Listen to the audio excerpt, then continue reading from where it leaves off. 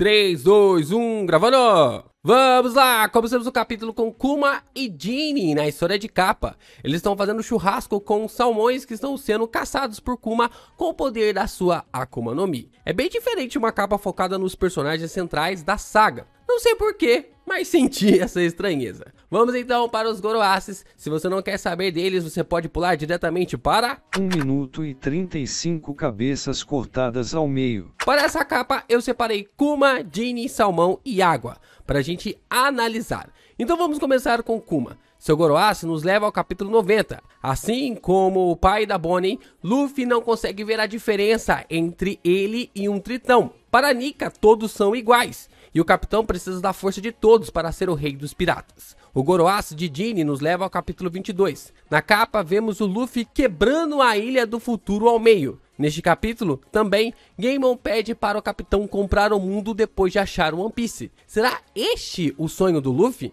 Interessante reparar que o Goroace de Jinny e Arco-Íris dão no capítulo que pode ser o sonho do capitão. A palavra salmão nos leva diretamente para o capítulo 39. Bug, em busca de carne, acaba sendo sequestrado pelos pássaros. Jinny, a comedora de carne, também acaba sendo sequestrada. O Goroace de água nos leva ao capítulo 32. A dama sentada no trono indica a ilha que trará a liberdade ao mundo?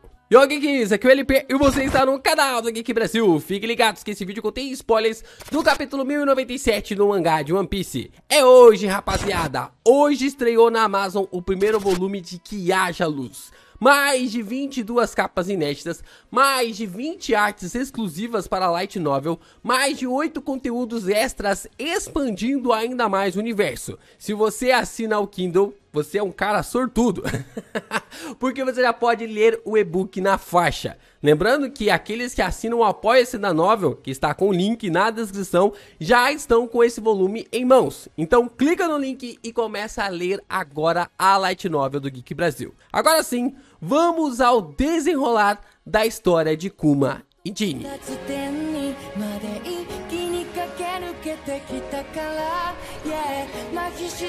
8 anos após os eventos de God Valley, 30 anos antes dos eventos atuais do mangá, estamos no reino de Sobé, na igreja do Kuma. As pessoas reconhecem Kuma desde quando ele era criança e se alegram por vê-lo ali como um pastor. Elas acreditam que seus pais estão felizes, não importando onde estejam. Os idosos comentam que o reino é pobre e cheio de pessoas velhas. Então, Kuma usa o poder da sua fruta para aliviar a dor de todos eles. Os idosos perguntam se podem fazer os tratamentos durante a semana também, empolgados e agradecidos pelo que o Kuma tem aliviado seus fardos. Mas Jinny chega a bater no pé, dizendo que isso deve ser feito somente aos domingos. Ela fica irritada com eles por não estarem nem pagando e os chama de velhos sem vergonha. Os idosos começam a fuxicar e Jinny os manda calarem a boca, dizendo que aquilo não era um hospital ou um acampamento. Mas eles ignoram ela, comentando que a garota estava muito bonita, mas sua boca era suja como sempre. Só que sua beleza compensava isso tudo. Eles comentam que vários jovens da cidade, vira e mexe, surgem para pedi-la em casamento, mas Jinny os recusa todas as vezes. Vemos então o rosto da Jinny e ela está a cara da Bonnie, vestindo uma camiseta branca escrita Sister e tendo 21 anos de idade. Os idosos comentam que os dois se complementam, a braveza da Jinny e a bondade do Kuma, o que faz a garota dizer que Kuma os estraga, sendo muito mole com eles, mas o pai da Bonnie apenas ri. Os idosos falam que queriam ajudar Kuma com um valor maior, mas por causa do alto valor de impostos fica difícil. É comentado que o rei havia sido substituído e que o novo rei é conhecido por ser alguém sem coração. Ele exige que, mesmo as pessoas doentes, continuem pagando o tributo celestial. Os velhos comentam que o pior de tudo é ainda ser preso. Um deles foi jogado na prisão e acabou morrendo de fome. Eles continuam a comentar sobre o rei, dizendo que ele sempre está puxando o saco dos dragões celestiais. Assim, Kuma lhes avisa que se for uma pequena doença ou dor, ele pode ajudar todas as semanas. Kuma passa a ser conhecido por todos como Kumachi, as mãos que curam, e se despede. Mas assim que a porta da igreja se fecha, vemos o balão do poder da sua fruta e a gente já sabe o que vem por aí.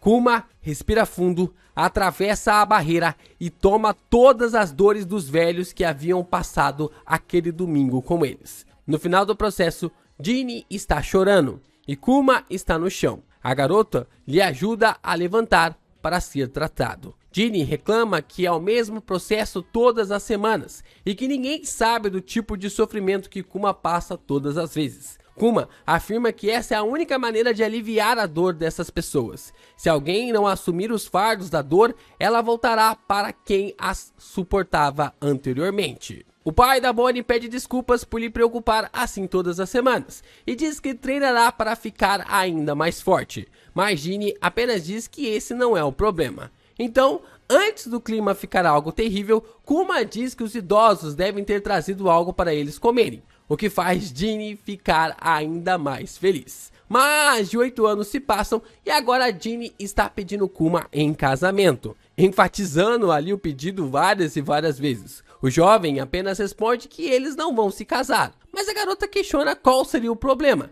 Ela sabe que o pai da Bonnie lhe ama. Ginny diz ao Kuma que fará ele feliz. O jovem pastor diz que sabe disso, mas as memórias do seu pai e o sangue que carrega podem colocar a garota como escrava mais uma vez. Kuma desconversa segurando o jornal, dizendo que o Exército da Liberdade havia causado mais protestos entre os reinos, e assim o governo mundial havia os colocado como procurados. Kuma verifica o rosto de Dragon e diz que a face dele é bem legal, e que ele é um herói para muitos. O jovem diz que algum dia irá para o mar também e passará sua vida salvando as pessoas. Os jovens que Kuma havia salvado das mãos de Ginny no capítulo anterior haviam trazido comida para eles, mas na verdade com a ideia de que a garota realmente se apaixonasse por eles.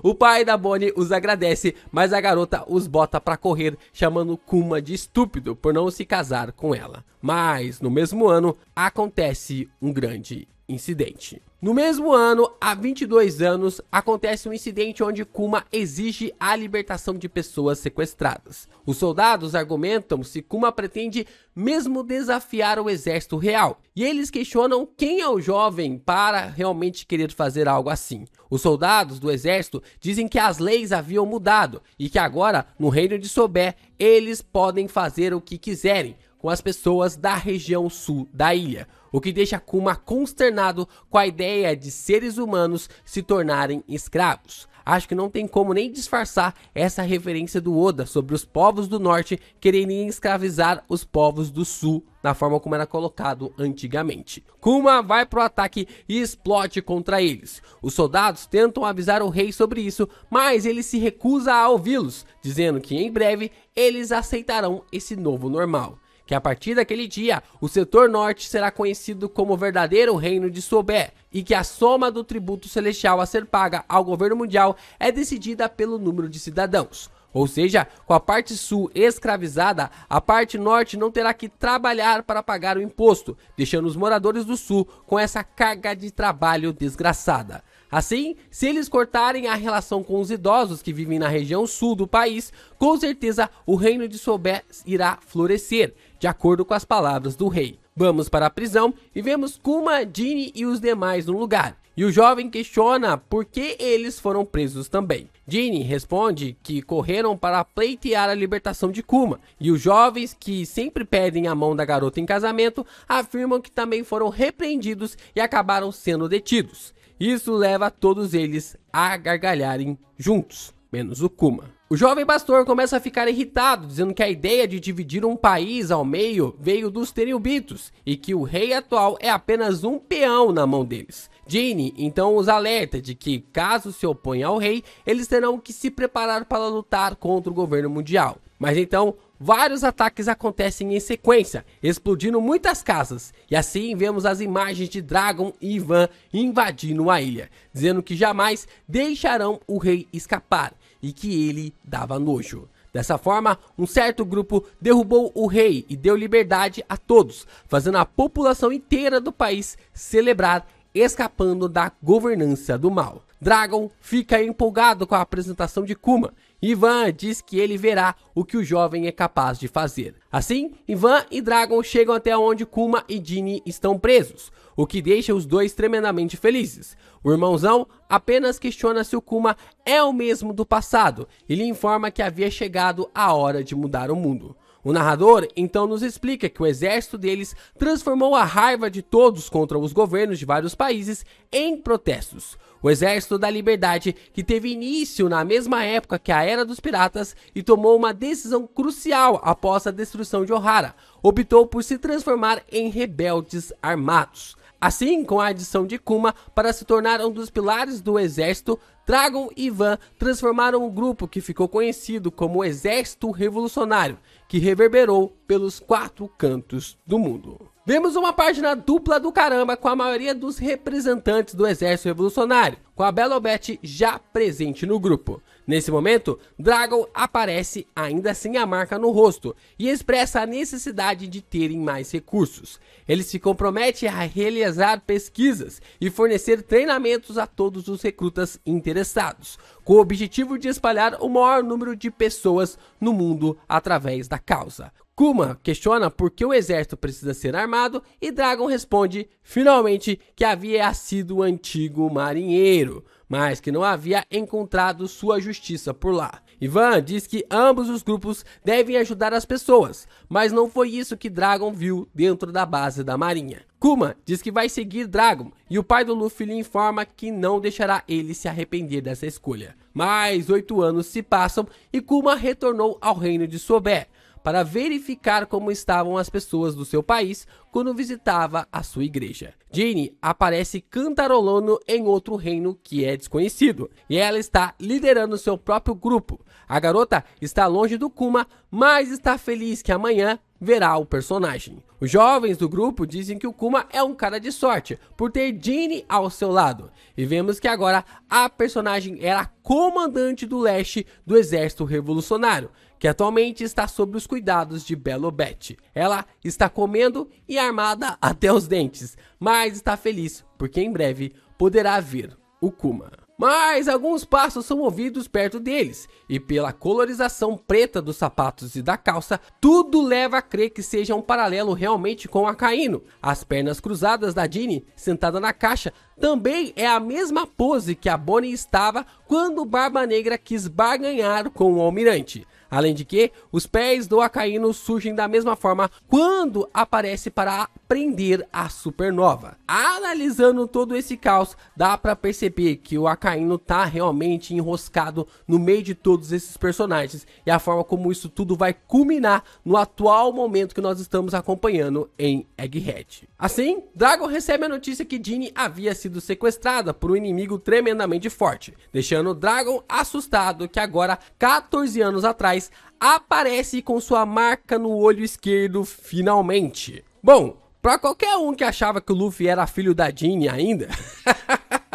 essa teoria foi totalmente enterrada aqui, né? Graças a Deus essa teoria foi enterrada totalmente aqui. Jinny ainda pensa no Kuma para ter o seu amor, mesmo ali com 14 anos atrás. O que marca que o Luffy já teria 5 anos de idade. Então não faria muito sentido ali ela ser apaixonada pelo Kuma ainda, já tendo o Luffy com o Dragon. Então, cara, não dá nem pra pensar nisso, porque não é nem o plot que o Oda tá preparando. E olha só, a marca do rosto do Dragon agora pode ter a ver com o nascimento do Luffy, visto que há 22 anos o Dragon não a tinha, mas há 14 sim. O que marca realmente que talvez essa cicatriz que o Dragon tenha no rosto possa ser para ele sempre se lembrar do seu filho. Toda vez que ele olhar para o espelho, toda vez que ele encarar ali o espelho, ele vai observar que está fazendo um mundo melhor para o seu filho, para enxergar realmente e não perder o seu propósito. Acho que seria algo poético, de uma forma realmente de reforçar essa tatuagem do Dragon que já tem, sei lá, mais de 1000 capítulos, já quase 1000 capítulos, a gente tá chegando em 1100, o Drago aparece ali no capítulo 99, capítulo 100, então mais de 1000 capítulos, a gente tá perto, estamos perto de ver o significado dessa tatuagem. Vamos ver pra onde essa treta da Jinny vai nos levar e como o Akainu está entrelaçado com essas pessoas desde o começo de toda essa confusão. Se há 2 anos o Akainu gera sangue nos olhos, imagina o que ele fazia no mar nesse período do surgimento do exército revolucionário. Lembrando que fazia pouco tempo realmente que as coisas haviam começado, né? Essa era dos piratas havia tido um pouco tempo ali dessas construções acontecendo na história, então o Akainu realmente estava com sangue nos olhos. A gente vai ver esse sangue nos olhos total nos próximos capítulos. Sobe a mensagem do editor dizendo que essas são notícias perturbadoras e assim o capítulo termina nos informando que teremos continuação, ainda bem, na semana que vem.